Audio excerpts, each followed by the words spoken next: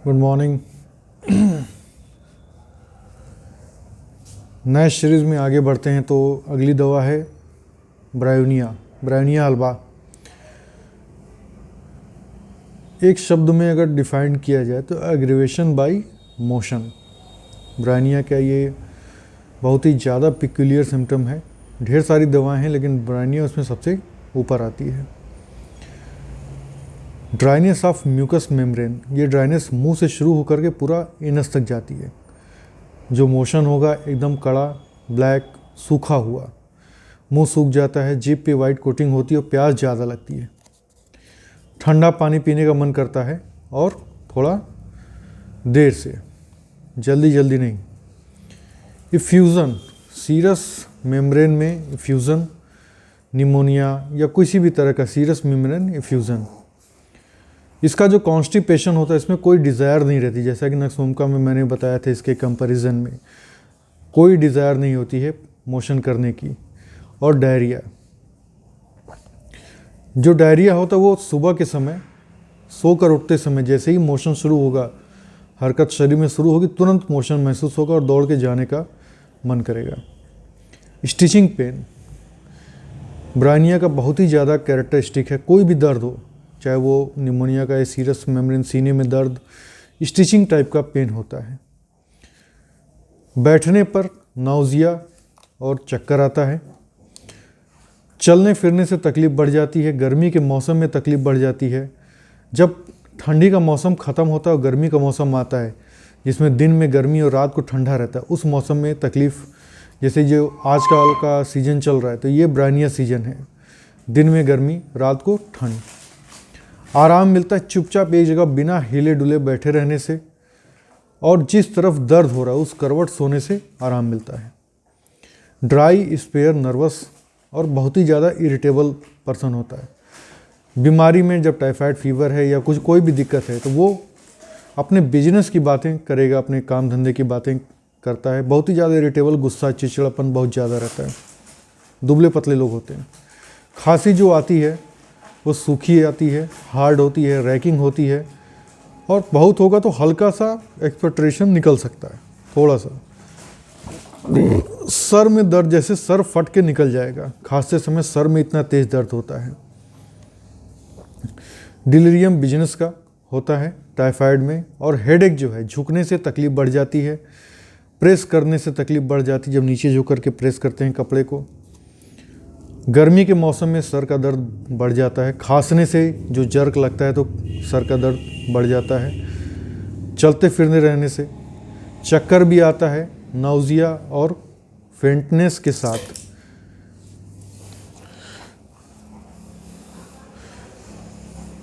जब मरीज लेटा रहता है और उठकर बैठता है तो उस समय उसको बहुत तेज चक्कर आता है। ये ब्रायोनिया का बहुत ही ज़्यादा कैरेक्टरिस्टिक सिम्टम है।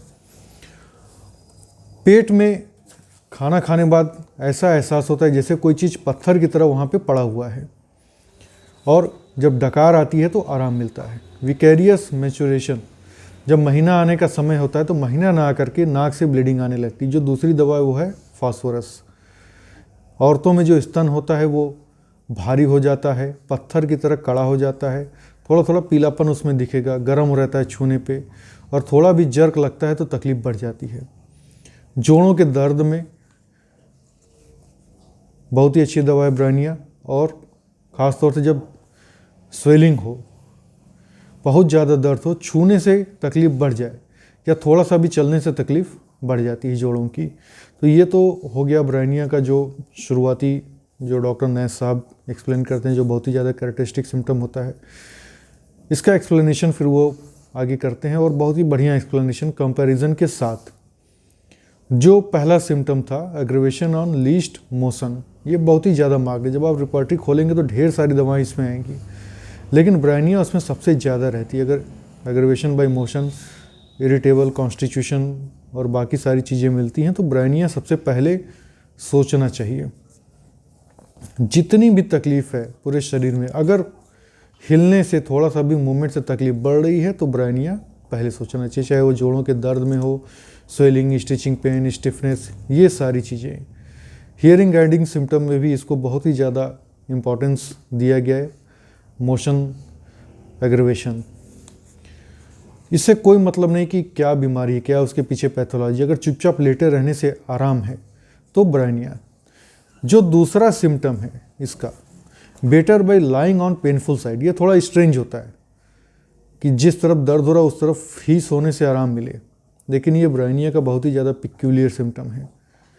अगर लाइन से तकलीफ़ बढ़ जाती है, प्रेशर से तकलीफ़ बढ़ जाती है और अपोजिट साइड सोने से आराम मिलता है तो फिर बेलाडोना है और काली कार्ब है। ब्रायनिया जैसा कि मैंने कहा एक डाइजेस्टिव ड्रग भी है, कॉन्स्टिपेशन या डायरिया। तो इसका जो डायरिया होता है वो सुबह के समय जब मरीज सो करके उठता है और उस समय थोड़ा सा भी मोशन होता है, बस तुरंत दौड़ के जाएगा। नक्सोम्का की बात करें तो उसमें भी सुबह के समय और खाना खाने के बाद होता है। और अगर पल्सिट्ला की बात करें तो शाम के समय एग्रेवेशन होता है, या पल्सिट्ला का डायरिया मोस्टली रात के समय होता है, और वो भी मतलब खाना खाने के बाद कह सकते हैं, आफ्टर ईटिंग। पेट में जो भारीपन रहता है, हैवीनेस फीलिंग, तो ब्रायनिया और नक्सोम्का में ज़्यादा रहता है, पल्सिट्ला में थोड़ा कम रहता है। ब्रायनिया के जो सिम्टम्स अपीयर होते हैं वो डाइट्रिक एरर की वजह से, उल्टा सीधा खा लिया, बिना टाइम के खा लिया, ज़्यादा खा लिया, या गर्मी के मौसम में जब ज़्यादा खा लिया तो ब्रायनिया की दिक्कत होती है। नक्सोम्का की दिक्कत होती है ओवर ईटिंग, बहुत ज़्यादा एक्सेसिव ईटिंग, एक्सरसाइज नहीं करता है और तमाम तरह के नशे, नारकोटिक्स, कॉफ़ी, निकोटीन, सारी चीज़ें लेता है, उसकी वजह से पेट खराब होता है। जबकि पल्सिट्ला का जो पेट खराब होता है वो रिच फूड खाने से, fatty food, meat, nonveg, pork, pastry, कुछ भी। पल्सिट्ला के मरीज को आइसक्रीम खाने से थोड़ा अच्छा लगता है। खाना खाने के बाद थोड़ा सा आइसक्रीम पल्सिट्ला पेशेंट खाना पसंद करता है, लेकिन ज़्यादा खाएगा तो पेट खराब हो जाएगा क्योंकि आइसक्रीम भी रिच होती है। सीने में खांसी की बात करें तो ब्रायनिया में जो खांसी आती है एकदम सूखी खांसी आती है, या थोड़ा सा कफ निकल जाएगा, प्यास ज़्यादा रहती है और खांसते समय ऐसा लगेगा कि सर फट के निकल जाएगा, या सीने में बहुत तेज स्टिचिंग पेन होता है, बिल्कुल स्थिर रहना चाहेगा, थोड़ा सा भी हिलेगा तो दर्द होता है। दूसरी दवा है काली कार्ब, जिसमें स्टिचिंग पेन होता है, लेकिन ब्रायनिया का जो स्टिचिंग पेन है वो थोड़ा सा भी मूवमेंट से होता है, जबकि काली कार्ब में स्टिचिंग पेन होगा, वो मूवमेंट करे या ना करे। जो दूसरा फ़र्क है ब्रायनिया और काली कार्ब में कि ब्रायनिया में दबाने से, प्रेशर से आराम मिलता है, जबकि काली कार्ब का दर्द प्रेशर से और बढ़ जाता है। प्लूरा सीरस मेम्ब्रेन या निमोनिया वगैरह हुआ तो इसमें जो इन्फेक्शन होता है, इसमें जो नाइट्रम सल्फ है, जो सीने में सोरनेस होती है, तो ब्रायनिया तो ड्राई होता है, एक्सपेक्ट्रेशन या तो नहीं रहता है या बहुत हल्का होता है, लेकिन नाइट्रम सल्फ में लूज कफ होता है। और जो सीने में, चेस्ट में पेन होता है वो उसी तरीके का होता है जैसा कि ब्रायनिया में हो रहा है। नाइट्रम सल्फ की बात कर रहा हूँ मैं। और एक और दवा है एपिस, तो एपिस में स्टिंगिंग पेन होता है, जैसे कोई मधुमक्खी काट ली उस तरह का पेन होता है, बहुत ही ज़्यादा होता है पेन, मरीज दर्द से एकदम चिंगाड़ उठता है, इतना तेज़ दर्द होता है, लेकिन वो सुई की तरह चुभने जैसा स्टिंगिंग पेन होता है, जैसे कोई मधुमक्खी काट ले। इसमें और ब्रायनिया में स्टिचिंग पेन में ढेर सारी ड्रग हैं, जैसे कि ब्रायनिया, काली कार्ब, नाइट्राम्यूर, स्क्विला और मर्कविफ। मुंह का स्वाद खराब रहता है सुबह सोकर उठने पर। ब्रायनिया और पल्सिट्ला में जो स्वाद रहता है वो बिटर टेस्ट होता है, जबकि नक्सोम्का में जो मुंह का स्वाद रहता है वो सॉर टेस्ट रहता है। नक्सोम्का में सुबह तकलीफ बढ़ती है, खाने के बाद तकलीफ बढ़ती है, पल्सिट्ला में शाम को तकलीफ बढ़ती है, खाने के बाद बढ़ती है, ब्रायनिया में सुबह सुबह तकलीफ बढ़ जाती है।